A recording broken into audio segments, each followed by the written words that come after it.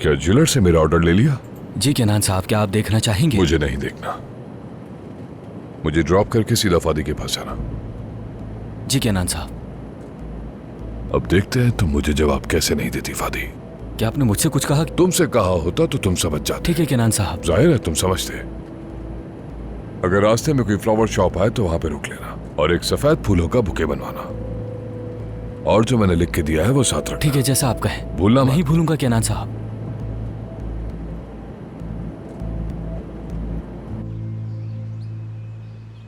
जब केनान नहीं आया तो उसने क्या कहा?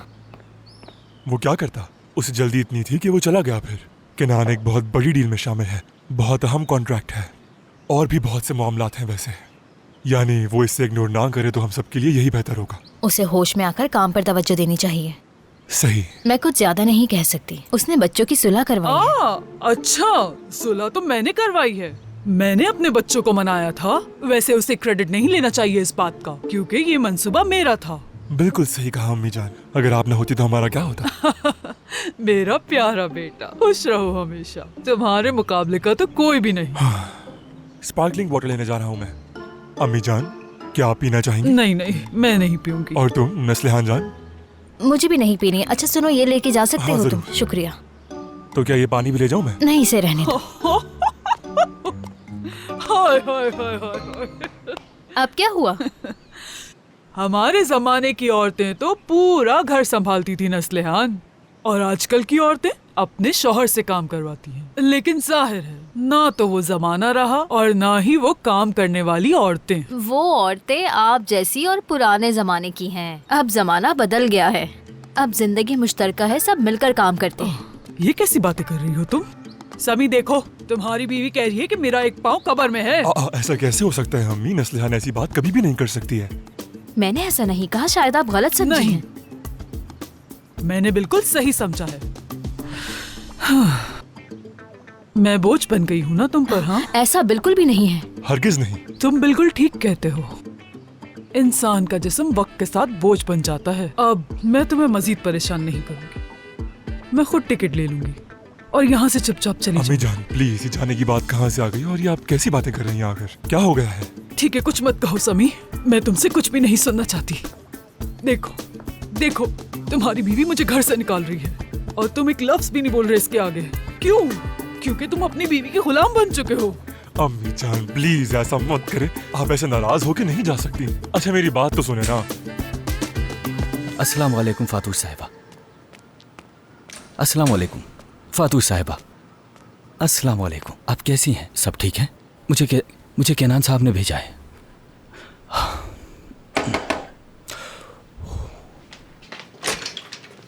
अस्सलाम वालेकुम। कैसी हैं आप? खैरियत से हैं? ठीक हूँ मैं। आप क्या कर रहे हैं यहाँ? क्या है ये? वो केनान साहब ने ये सब बनवाया है। आपके लिए ये डब्बा तैयार करवाया है। मुझे नहीं मालूम इसमें क्या है, और ये फूल भी बनवाए हैं। अगर गौर करें तो इसमें आपके पसंदीदा फूल भी है और दरमियान में एक नोट भी है। उसमें क्या लिखा है मुझे नहीं मालूम।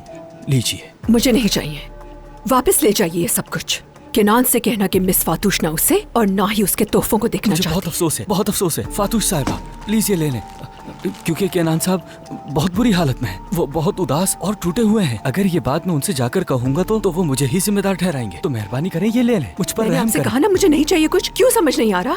मुझे केनान की कोई भी परवाह नहीं है, बता दे उसे। आपको नहीं चाहिए? हाँ। अच्छा, ये आपको नहीं चाहिए? लेकिन अगर मैं फिर भी आपको देने पर इसरार करूं? नहीं चाहिए मुझे, जाइए। तो फिर मैं जाओ यहाँ से इस्माइल। मैं आपके दरवाजे पे रख देता हूँ। खबरदार, जो मेरे दरवाजे पर कुछ रखा मुझे कुछ भी नहीं चाहिए। मेरे सब्र का इम्तिहान मत लो। चलो जाओ यहाँ से। जा रहा हूँ। और दोबारा यहाँ ना जी आना। ठीक है। तुमने तो उस बात को दिल पे ले लिया है जो मैंने कहा था। मैं उसे समझा दूंगा, वो समझ जाएगा। अरे हमने दिल पर नहीं लिया केनान, वो आदमी खुद चलकर यहाँ आया। कॉफी ऑफर किया, हमने उसे मसरूफ रखने की बहुत कोशिश की और सब ठीक भी हो गया। बस ये कह रहा हूँ कि आइंदा के लिए मोहतात रहना प्लीज। बिल्कुल। वैसे केनान, मैं तुम्हें आगाह कर देता हूँ, अभी से तुम्हें इस काम में मोहतात रहना होगा। वो एक बड़ी कंपनी है, कुछ भी करो सोच समझ के करना। क्या मुझे पता नहीं है वो एक बड़ी कंपनी है? अब तुम लोग बात को बढ़ा रहे हो। मैंने सिर्फ एक मीटिंग मिस की है, बस भी करो। हर बात को बतंगड़ी बनाया करो। ठीक है, तुम्हारी मर्जी है। एक मिनट रुको, शुरू मत करना, मैं भी आता हूँ। हाँ कहो इस्माइल। केनान साहब, मैं आपके कहने पर फतूश साहिबा के घर पर गया। थोड़ी देर दरवाजे पर खड़े होकर मैं सोचता रहा कि दस्तक दूं या ना दूं, और फिर मैंने हिम्मत करके दस्तक दी, लेकिन उन्होंने फौरन दरवाजा नहीं खोला। असल बात पर आओ इस्माइल। वही बता रहा हूँ केनान साहब, आपने जो तोहफा दिया था वो मैंने देने की कोशिश की, लेकिन उन्होंने कबूल नहीं किया, बल्कि मेरे सामने बाहर फेंक दिया, वो भी बहुत बुरे तरीके से। मुझे तो हैरत है कि कबूल करने के बजाय गुस्सा किया। क्या मतलब कबूल नहीं किया? केनान साहब, वो तो अब आपका नाम भी नहीं सुनना चाहती। सच कह रहा हूँ मैं केनान साहब, आपकी वजह से मुझे भी धक्के देके निकाल दिया गया। इतनी जोर से धक्का दिया कि दीवार के पीछे पाइप था और मैं मरते मरते बचा। अल्लाह ने बचा लिया आज मुझे, वरना आज मेरे नाम का हलवा। इस्माइल, बात को इतना लंबा मत करो, सीधा बताओ आखिर हुआ क्या है? फातूश साहिबा का कहना है कि ना तो वो केनान साहब को देखना चाहती और ना ही उनकी भेजी हुई किसी चीज को। मैं कब से आपको यही बताने की कोशिश कर रहा हूँ केनान साहब के वो अब आपको नहीं देखना चाहती। तो वो नहीं चाहती? जी केनान साहब। चलो ठीक है, फोन रखो, फोन रखो तुम।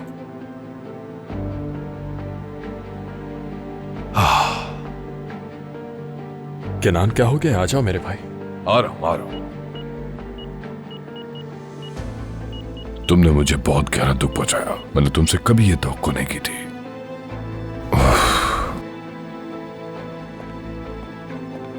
माफ करना। तो तुम तैयार हो?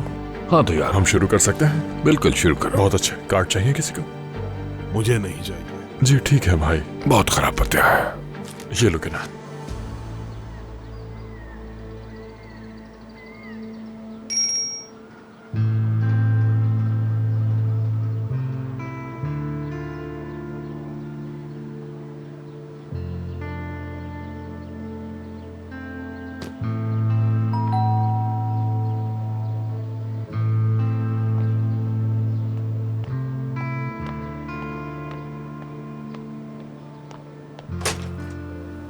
आपा, फातिमा, मैं बगैर इत्तला दिए आ गई। मैंने खाना बनाया था तो मैंने सोचा तुम्हारे लिए भी ले आऊं। शुक्रिया आपा, आपने जहमत की। इतने ऊपर अकेली ये सामान उठा कर आ गई। कोई बात नहीं, तुमसे मिलने का बहाना बन गया। क्या ढूंढ रही हो फातिमा? आपा 1 मिनट मेरे साथ आए। हाँ, मिल गया। ये डब्बा ही ढूंढ रही थी मैं। आखिर बात क्या है?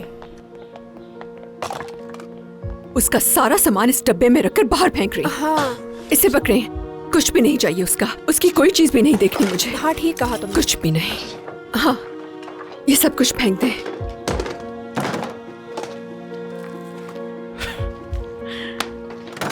फातिमा, क्या बस यही सब चीजें हैं? उस आदमी ने इतने सालों में तुम्हें बस ये सब कुछ दिया है? मतलब वो वैसा नहीं जैसा दिखता है? पापा, ऐसा नहीं है।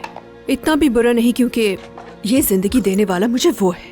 आगे बढ़ने की चाबी उसने मुझे पकड़ाई, और वैसे भी उसके तोहफों की मैंने कभी परवाह नहीं की। बहुत कुछ किया उसने मेरे लिए।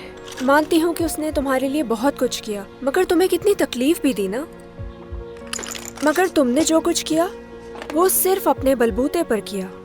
छुट्टियों के अलावा उसने तुम्हें दिया ही क्या है? देख लो, तुम्हारी जेब तो अभी भी खाली है। क्योंकि आपा, मैंने उसे कुछ करने नहीं दिया, और वैसे भी इतना बुरा नहीं था सब कुछ। कितना खर्च किया हम पर उसने। फातिमा, उस आदमी का दिफा मत करो, मुझे सब कुछ शुरू से पता है। सिर्फ तुम्हें काबू में रखने के लिए उसने ऐसा किया। मुझे तो उस आदमी का नाम लेना भी पसंद नहीं।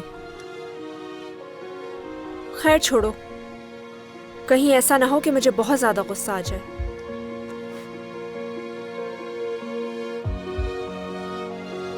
खून बह रहा है। इस रुमाल से अपना हाथ दबाओ। पी लो, जोर से, जोर से। अब दबाना है। इधर लाओ, दो मुझे। ये सब कुछ फेंक दूंगी मैं।